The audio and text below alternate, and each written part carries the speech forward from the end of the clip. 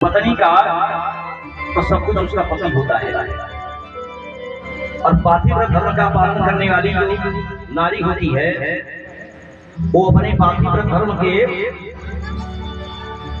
प्रभाव से भगवान को भी हरा सकती है, बस में कर सकती है। इतनी शक्ति होती है। कथा सुनाए भगवान ने कहा देखो वो भी एक लकड़हारा था। वो लकड़हारा था, गरीब था।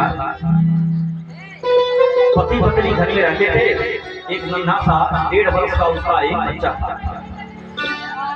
एक दिन लकड़हारा जंगल से लकड़ी काट के लाया।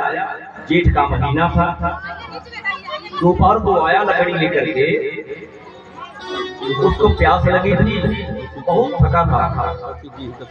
लकड़ी की गट्ठा पटकती घर में, आंगन में, और अपनी पत्नी के गोद में सिर रखकर सो गया। थका था। उसी समय उसके घर में हवन कुंड था। वो भगवान का बड़ा भगत था, नित्य अग्निहोत्र करता था। तो बड़ा सा हवन का कुंड था, उसमें लकड़ी जला करके हवन करता था। तो लकड़ी जल रही थी। उसका नन्हा सा बालक 1.5 वर्ष का धीरे धीरे धीरे धीरे चलता हुआ उस हवन कुंड के पास पहुंच गया। इधर वो लकड़हारा अपनी पत्नी की गोद में सिर रख करके सो गया है। पत्नी ने देखा कि मेरा बच्चा हवन कुंड के पास जा रहा है, मेरा पति मेरी गोद में सो गया है सिर रख करके। अगर मैं उठती हूँ, अपने बच्चे को बचाने के लिए जा रही हूँ, तो मेरा पति जग जाएगा, अपराध हो जाएगा। नहीं जाते हो तो मेरा बच्चा हवन कुंड में गिरेगा, जल करके मर जाएगा। करूं क्या? इधर मेरा पति जागता है तो मेरा पातिव्रत धर्म नष्ट होगा।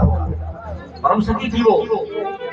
उसने आंख मूंदकर भगवान से प्रार्थना किया, हे प्रभु मेरी रक्षा करो।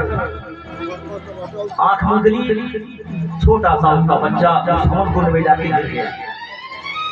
पर वो आंख मूंद करके भगवान से प्रार्थना कर रही है, हे प्रभु मैं तो अपने धर्म का पालन कर रही हूँ, आप मेरी रक्षा करो। आधे घंटे के बाद जब उसका पति जगा, तब वो उठी और दौड़ती हुई अग्निकुंड के पास पहुंच गई। पति ने कहा, कहीं इतना दूर से दौड़ के जा रही हूँ? उधर रोती हुई बोली, स्वामी अपना जो बच्चा है ना किसी हवन कुंड में गिर गया है। दोनों घबराए हुए हवन कुंड के पास आए तो देखे गोपियों उसका बच्चा हवन कुंड में गिरा था जरूर, लेकिन जला नहीं।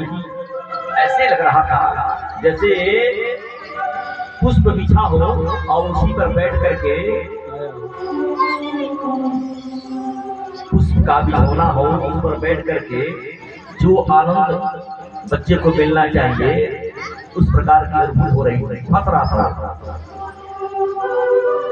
गोपियों पातिव्रत धर्म का पालन करना चाहिए, देखो ना कितनी शक्ति है।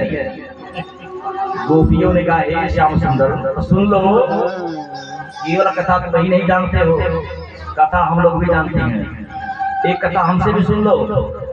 अच्छा सुनाओ। गोपियों ने कहा, श्याम सुंदर पति पत्नी रहते थे एक गांव में।